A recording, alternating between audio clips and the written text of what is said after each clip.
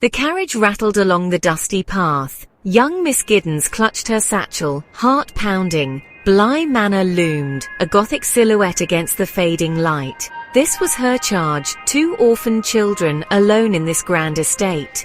Her employer, the children's uncle, was a distant figure.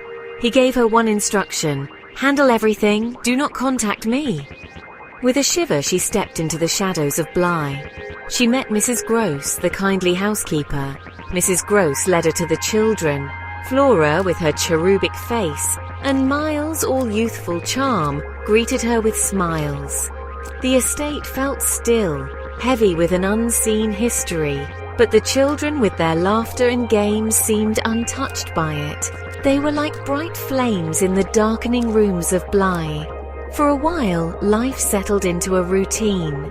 Days were filled with lessons and laughter. Miss Giddens explored the manor's sprawling gardens with the children. She read them stories by the fire in the evenings. But as the days turned into weeks, a creeping unease began to worm its way into her heart. There were moments, fleeting and indistinct, when she felt a presence. A chill down her spine, a whisper of movement in the periphery. One evening, while the children slept, Miss Giddens wandered the halls. She stopped at a window overlooking the grounds. A figure stood at the edge of the garden, tall and gaunt, with an unsettling intensity in his gaze. Their eyes met for a fleeting moment, sending a jolt of fear through her. Then he was gone. The sightings became more frequent. The man on the grounds, a woman in grey, her face obscured by shadow, flitting through the halls. Their presence, though silent, felt heavy, suffocating. Miss Giddens confided in Mrs. Gross. She described the figures, the bone-chilling feeling that she was being watched. Mrs. Gross listened patiently, her brow furrowed with concern. "There's been talk," Mrs. Gross admitted, her voice a low murmur. She spoke of Peter Quint and Miss Jessel, former staff at Bly. They were both dead now, taken before their time. Quint, a valet, was a man of influence, charming yet troubled. Miss Jessel, the previous governess, was said to have been infatuated with him. Their affair was a scandal, whispered in hushed tones. The revelation sent chills down Miss Giddens's spine. Were these the figures haunting Bly? Were they trapped, their souls unable to find peace? The apparitions grew bolder. The man, Quint, appeared in the schoolroom, his gaze fixed on the children. Miss Jessel stood by Flora's bedside, her expression filled with an unsettling longing. Fear gnawed at Miss Giddens. She believed these spirits harbored a dark intent, particularly towards the children.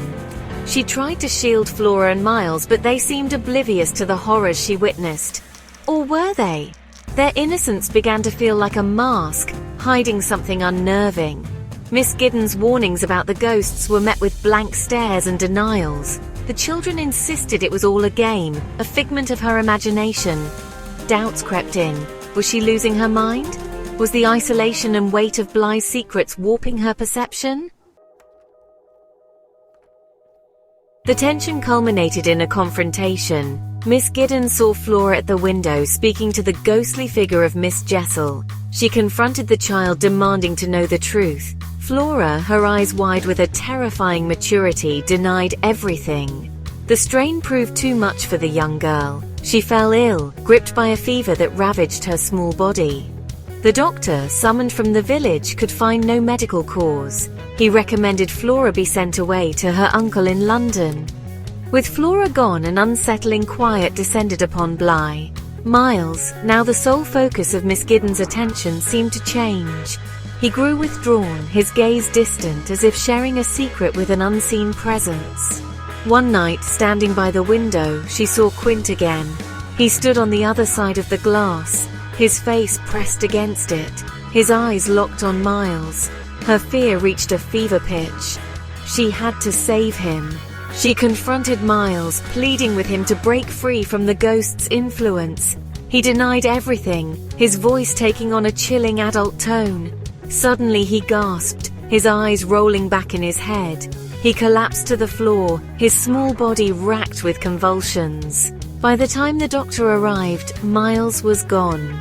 Miss Giddens was left alone in the oppressive silence of Bly Manor, the echoes of children's laughter replaced by the chilling whispers of the dead.